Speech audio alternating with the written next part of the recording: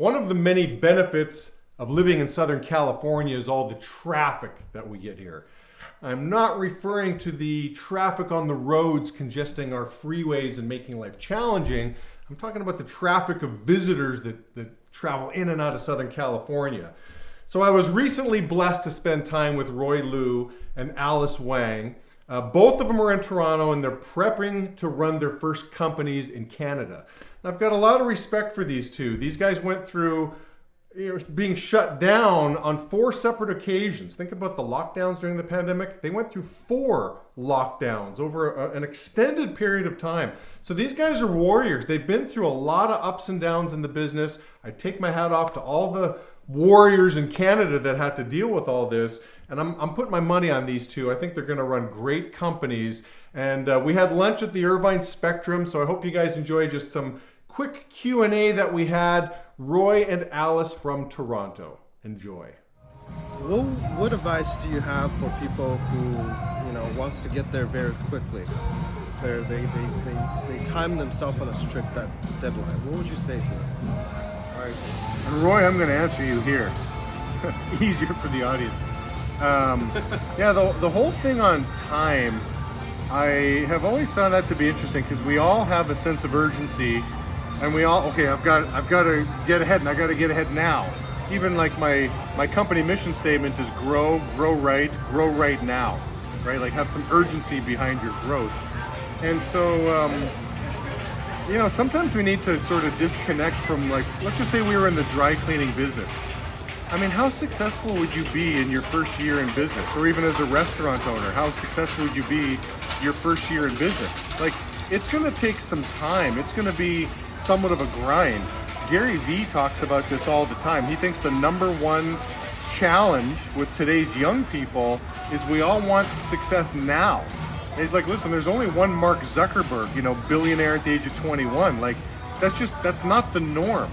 The norm is what he did, which was ran his dad's liquor store as long as he did for years, got good at it, and then eventually became successful.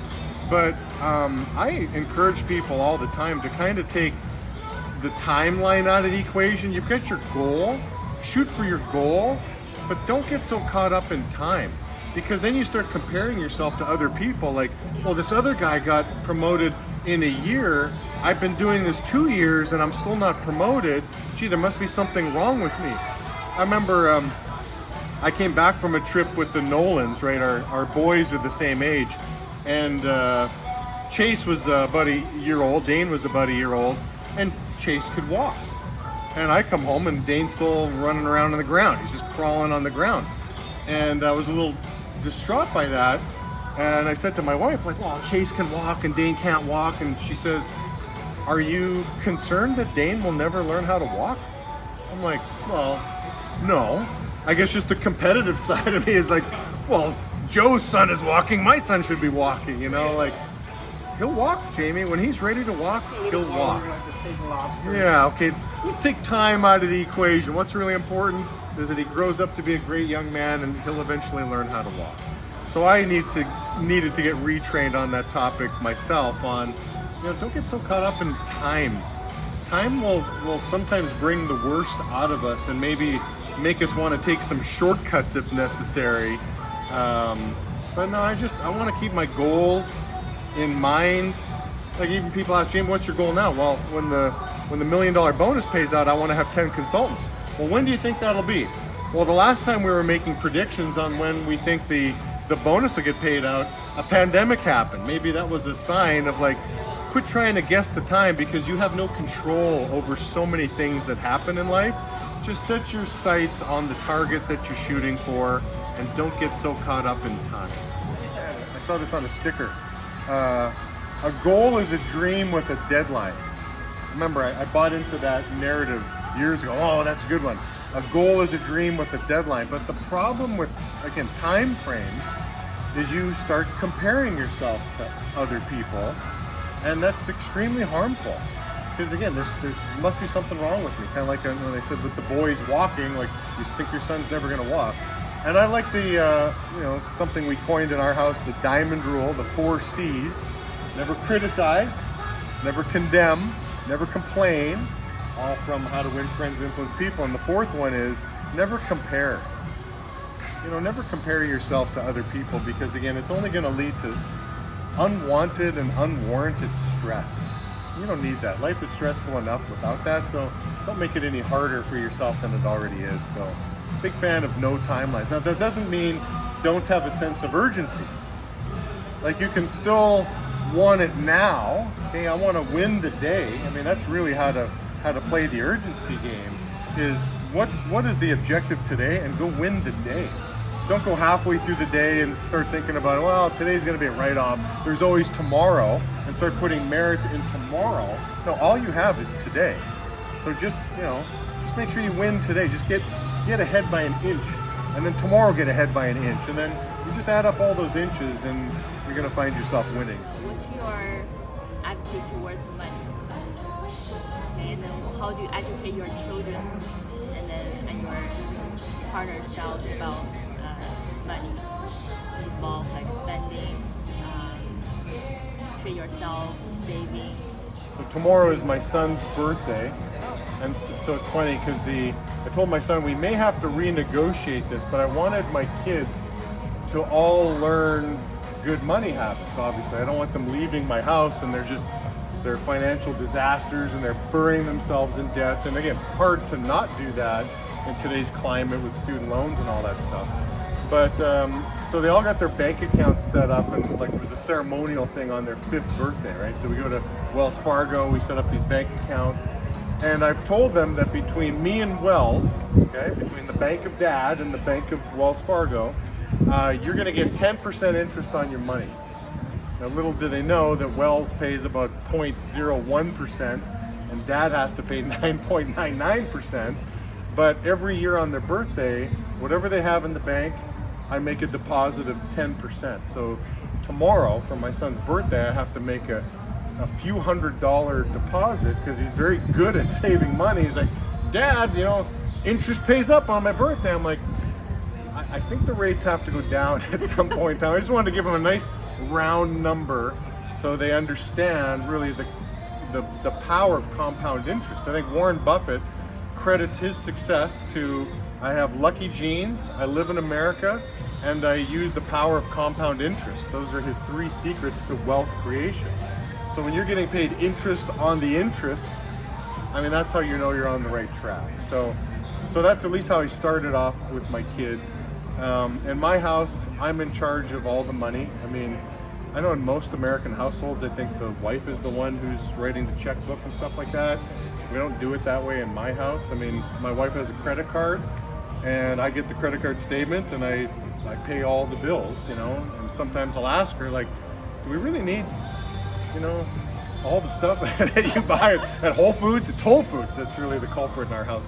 But I pay all the bills. I don't want that burden to have to be on my wife. Plus, I'm a business owner, and I ran my business early on where it was slim pickings. So I got really good at being tight with money and being very frugal with money. And so I just still want that control, or I want to know what's going out of the household. And obviously I know what's coming into the household, and my wife doesn't do any of that. So Joanne's not really dealing with that. I don't have an issue if somebody's like, let's say there's a female watching this, like, well, no, I want to be the one in charge of the money. Great. If you want to be in charge of the money, great.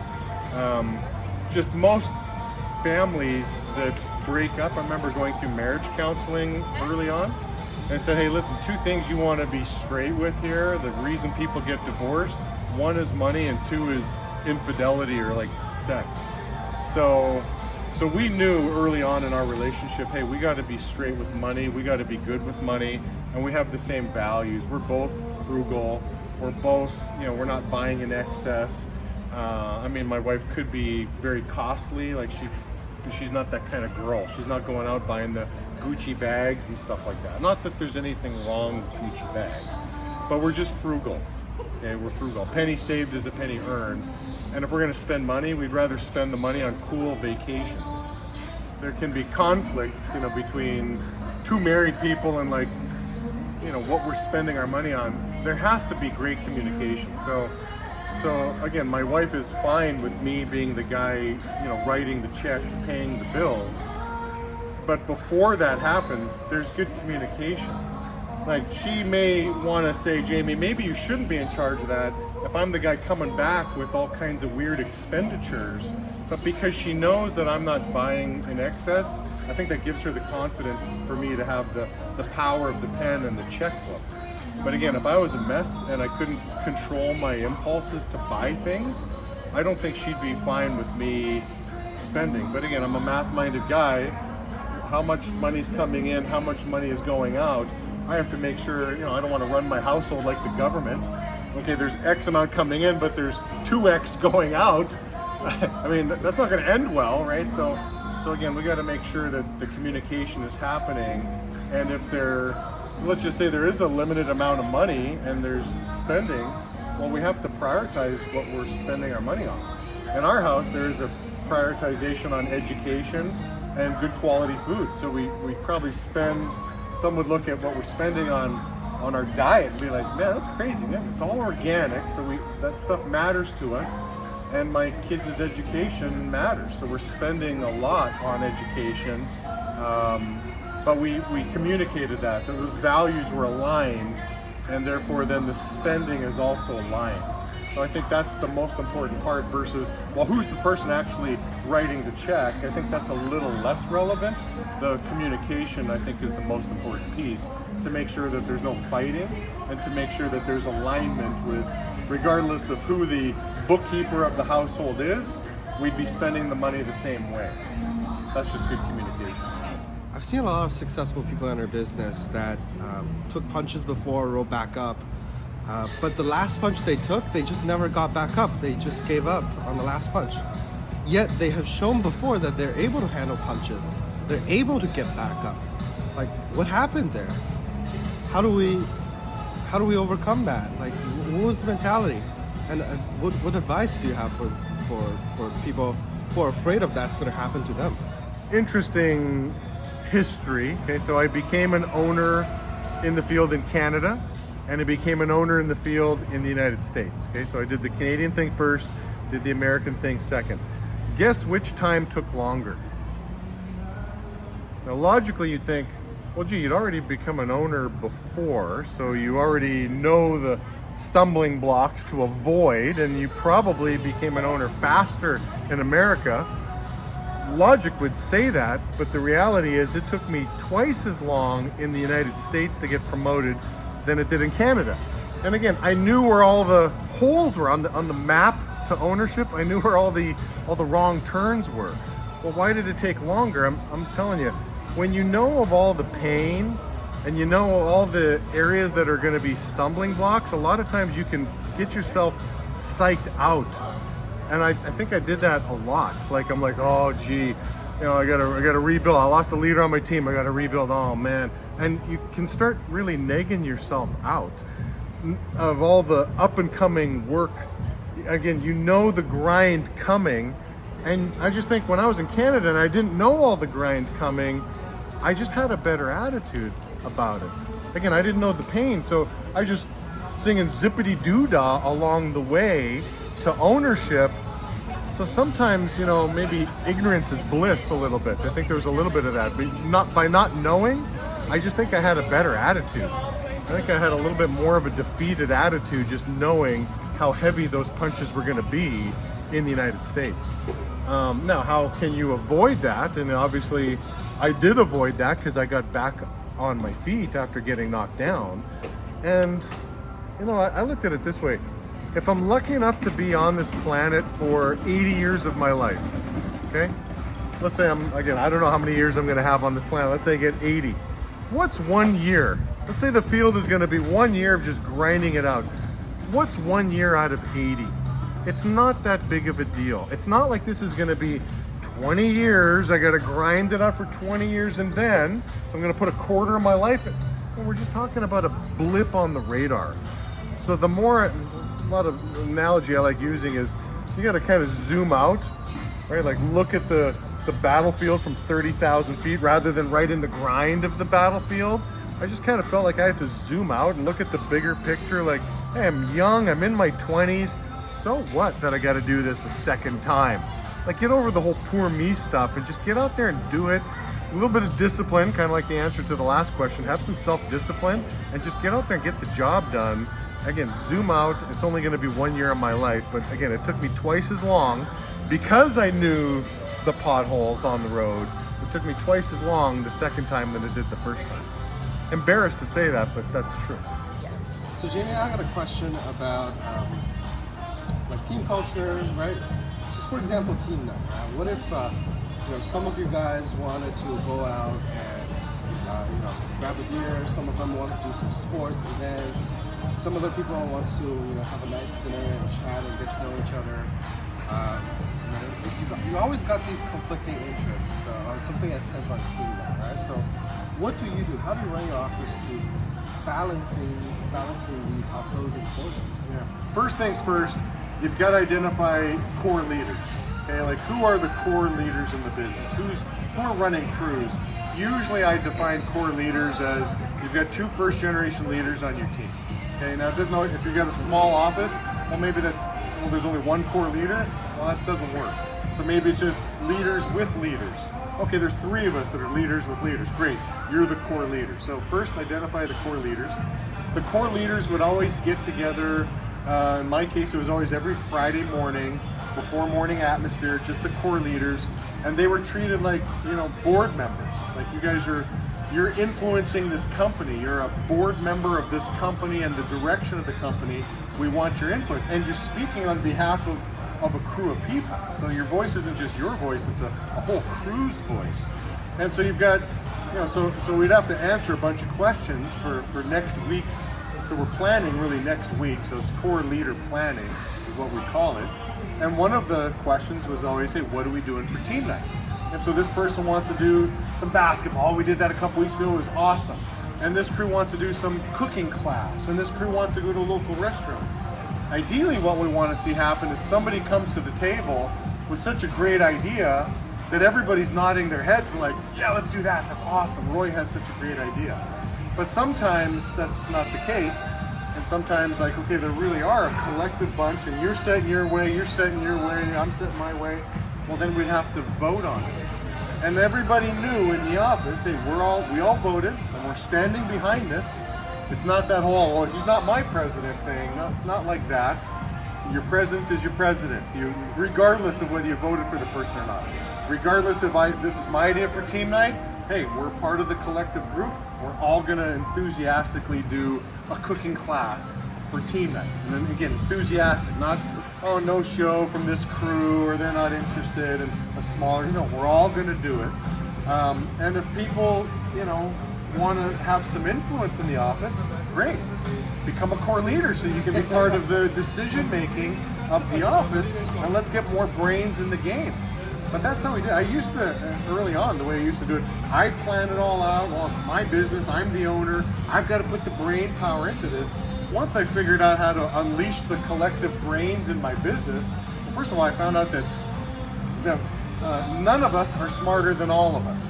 Right, so you put a bunch of people in a room, nobody's going to outsmart that brain trust. And I found that my guys had a lot of really good suggestions that I never thought of. I'm like, whoa, you guys are leveling the business up. You guys are improving the quality of the experience of all the new people coming in. I never thought of a cooking class before. If it was just me having to think of stuff, I'd be just very limited in my thoughts. But bringing other people's interest to the table is phenomenal. And again, just vote it all up.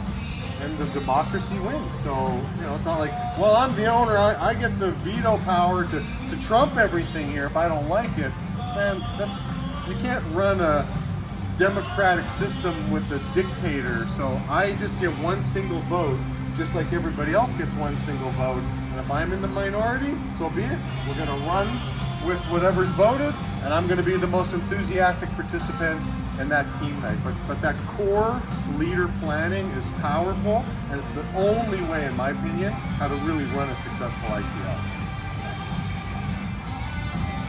So we'll send that to Jeff.